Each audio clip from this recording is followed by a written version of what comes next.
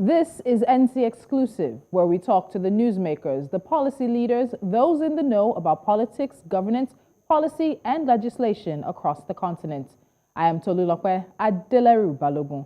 My guest today is Omar Shaaban, the Minister of Trade and Industrial Development of Zanzibar.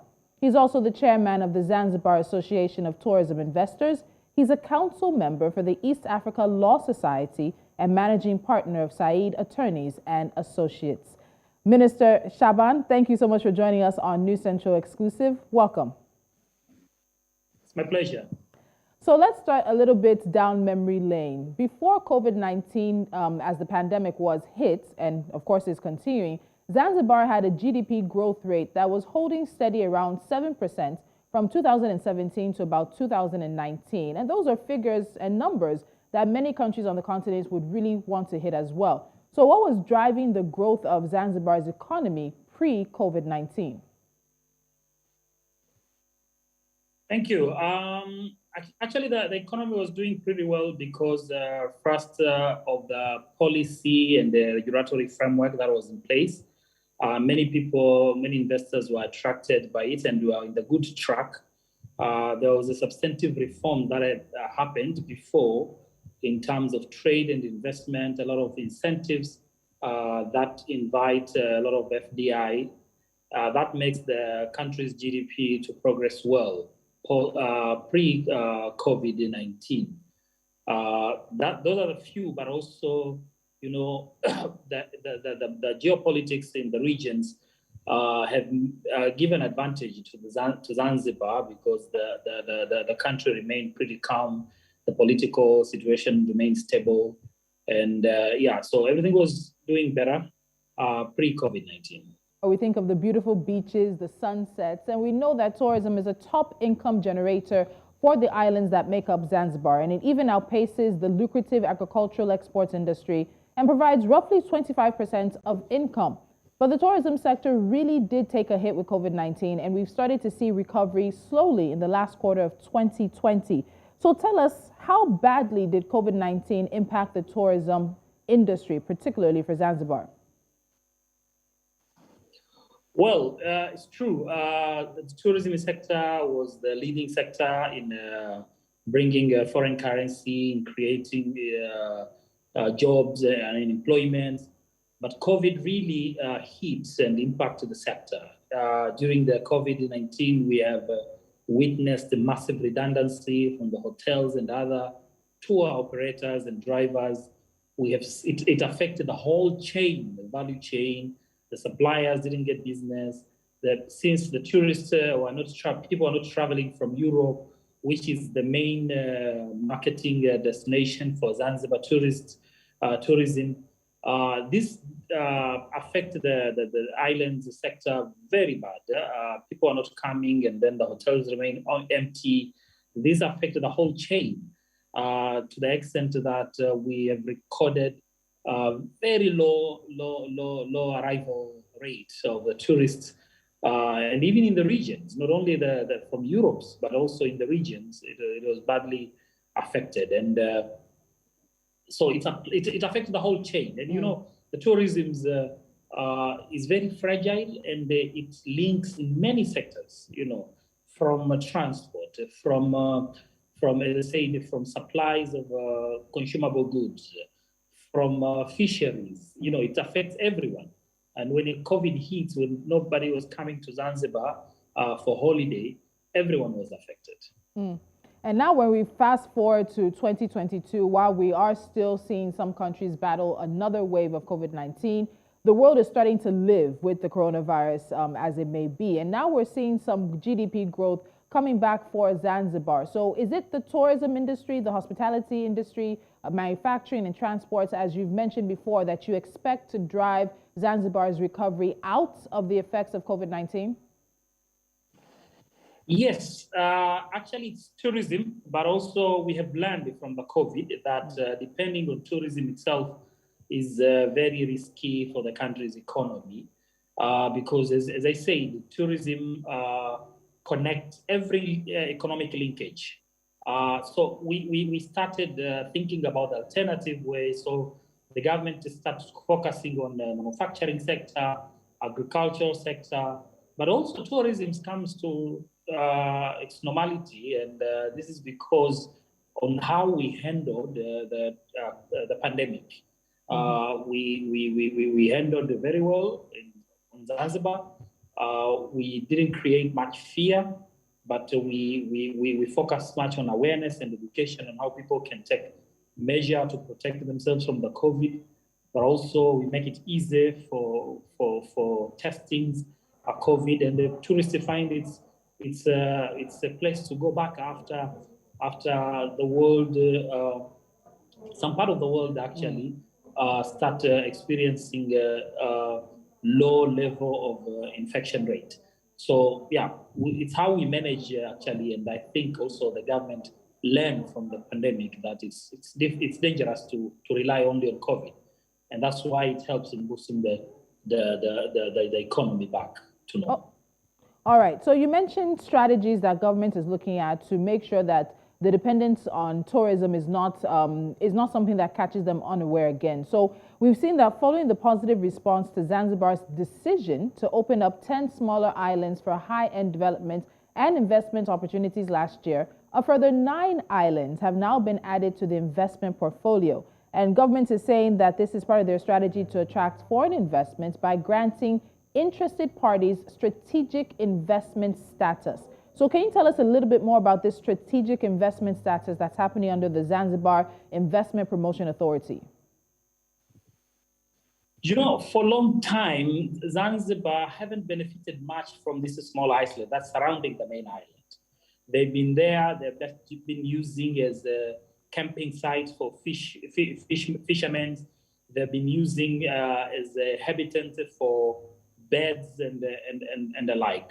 So the government have decided that we are not actually take fully advantage of this island, and we could benefit more from this, learning from other island countries like Maldives, you know, and other islands, country or destination, which have rented out this island, and the people have built luxury resorts. So I think it's time for Zanzibar to do the same. And that's why the government decided that instead of just leaving this island unoccupied or without any economic activities, and just to leave them as the camp, you know, for the fishermen and something like that, we could utilize it. So this strategy is aimed actually of increasing, boosting the tourism, but also boosting the foreign direct investment, which ultimately, you know, it also aimed at achieving our goals of having high-end quality or high-end tourism, attracting those who spend high. You know, this is the target. So there are some fears that people have expressed in terms of this strategy about foreigners buying up Zanzibar, buying up the island and the land around, and that many of it may soon be owned mostly by outsiders. Do you think this is a reasonable concern? Is there some sort of safeguard in place regarding this? Well, no. Actually, the fear is unfounded. I think the process was very transparent. The government invited everyone to participate, those who are interested to bid. And the government consider as well those local investors who are interested, giving special privilege and you know, considerations. But again, as you know, investing in these small islands need a huge capital. And as a matter of fact, those comes from outside. The foreigners could definitely afford to invest. So the process was transparent, and it was not giving any preferential treatment to foreigners, no, but vice versa. And I don't think that this fear, thinking that the island will soon be dominated by the foreigners, have any base. As a matter of fact, if you look on the current investment in tourism in the hotels, other than these small islands, majorities are foreigners, So why this fear comes now on the small islands rather than the investment already in place in the hotels and other subsectors in tourism, which many investors are still foreigners. Okay. So Zanzibar is not only famous for its beaches, it's also famous for its spices. And competing with tourism, spice farming forms a major part of the country's economy. And the islands are sometimes actually referred to as the Spice Islands. So how is Zanzibar dealing with the effects of climate change? Zanzibar is an island nation with a number of small islands and larger islands. And we've heard many times from the United Nations that coastal cities like Lagos here, and of course island nations will be feeling the impact of climate change more and quicker than other areas of the world. So how is Zanzibar first starting to see the effects of climate change? And is there a plan in place to deal with it, to mitigate the consequences of climate change as we're seeing? Yes, we have started feeling that temperature, in terms of temperature, raisings to the normal that we are used to, the salinity, the erosions along the coastline. So the climate changes we feel, yes, and the humidity is really increasing. You asked about how we mitigate this. The government is doing a lot of efforts.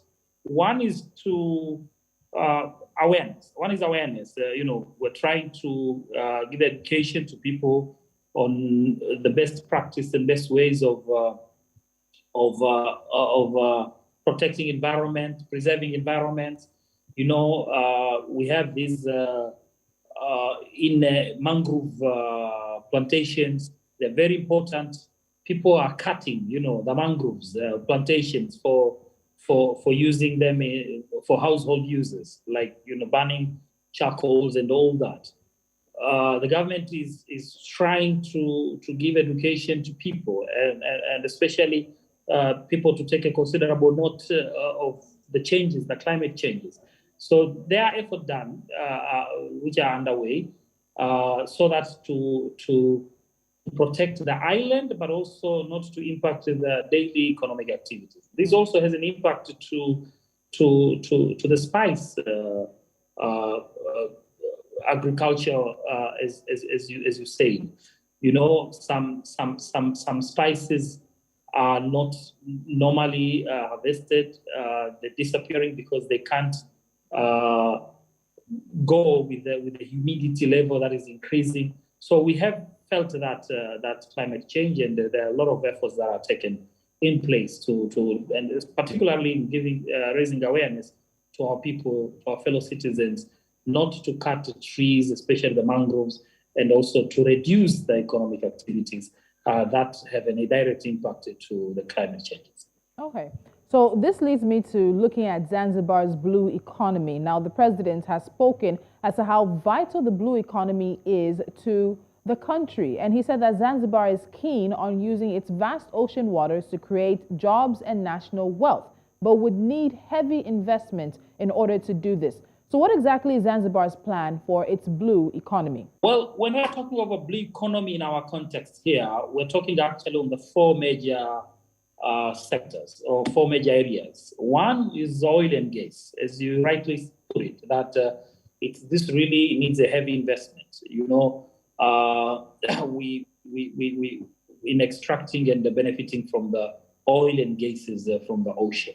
But the second one, due to our geographical location, Zanzibar can really benefit from being a trade hub. And this only happens when we have a proper port infrastructure that provides multifunctional activities for trading, starting from the cargo, passenger terminals, things like maintenances for vessels and dry docks. So this is another part. But also fisheries, fishing sector. For a long time, our people haven't been much benefiting on the deep sea fishing. We're just doing the fishing for subsistence level, while we can definitely do fishing for export purpose. So the government is providing or building the capacity for people to do fishing in the deep sea, so that we can export fish, and the fishing activities could expand in the larger scope. But also tourism also is part of the blue economy.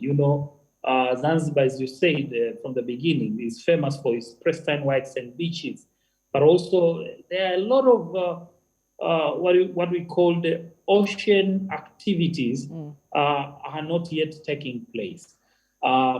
Blue economy means also to come up with a lot of ocean activities, sea sports, that could definitely expand our tourism activities. So this is what it means by blue economy. So currently there is the Russia-Ukraine situation, and we've seen the consequences of how that's affecting other players. Now, East Africa is staring at a ballooning import bill for petroleum products, as well as a long spell of imported inflation from the Russia-Ukraine war. What is Zanzibar doing to mitigate this? Well, yes, this global, I would say global, because this is a big economy. When they have these issues, it impacts. Considering Zanzibar as a country which imports most of its items, including the petroleums and other energy, it really has an impact. It has an impact in terms of cost of running factory, cost of, the shipments going up, and then it affects our importations. We are currently trying to observe, but also the government have introduced the system of for quite some times now. We've introduced the bulk way of buying these petroleums and things like that, for the purpose of make sure that these situations of mitigating the impact relating to this kind of situation. But also we have encouraged our traders and our other business people, to engage into bulk procurement of the items, so that when these things get like real and it's impacted to the economy, we'll be able to survive for some times. This is what I would say. But again, the situation is inevitable for our end, especially for a country like Zanzibar, which we depend on imports for larger extent. All right, Minister, as we're wrapping up, I like that we're sort of getting to this point where Zanzibar is looking at ways to manage the situation that's happening with Russia or Ukraine. And we're at a point where the global economy truly is interconnected. So one major crisis anywhere will affect players who have no direct bearing on the situation. So I want to ask you, in terms of trade and development in particular for Zanzibar, what lessons do you think Zanzibar and Africa need to learn from the COVID-19 situation that happened with regards to vaccines, with regards to the flight restrictions, as well as the supply disruptions that we also saw in the chains and the supply chains that were disrupted, and also now leading to the Russia-Ukraine situation? We're seeing diesel and petroleum prices skyrockets across the continent, fuel prices for many Africans. We're seeing wheat prices, grain prices also going up, because Russia and Ukraine are major exporting partners for many African countries. So there are lessons here. So let's talk about those lessons as we wrap up. That's a good question. Actually, I think African continent, African countries needs to learn. I think I would say we need to increase our productions. We need to create our own markets. We need to create our own market so that we can trade within Africa instead of depending on the outside world, especially Europe and other West America or North America and the like. We need to industrialize our continent. This is what I think the big lesson that we learn, because these global event occurrences like pandemics, war, and all that affect our importation actually. And when it affects, it affects the whole chain. So what I think the idea of African Free Continental Trade Area is ideal. We need to put infrastructure in place to make it easier to trade within Africa, so that we can manage, these pandemics when happens. This will be my take, and I think it's a lesson that Africa needs to learn. Yeah, this is it. All right, so we'll end the conversation there. Omar Said Shaaban, Minister of Trade and Industrial Development of Zanzibar, thank you so much for joining me on this NC exclusive. Thank you so much, NC exclusive. Glad to join you. All right, and we look to have you again. And there is much more to Zanzibar than just beautiful islands and beaches and a tourist getaway. Exports of goods from Zanzibar amounted to nearly $38 million in the year ending December 2020. It was a huge increase in comparison to 2019, when the goods exported were valued at $14.6 million. The growth was driven largely by clove and other exports, mainly souvenirs and spices. With a focus on the blue economy, Zanzibar has the potential to bring in much more revenue. It is definitely an African country to watch. This has been NC Exclusive. I'm Tolulope, Adeleru, Balogun.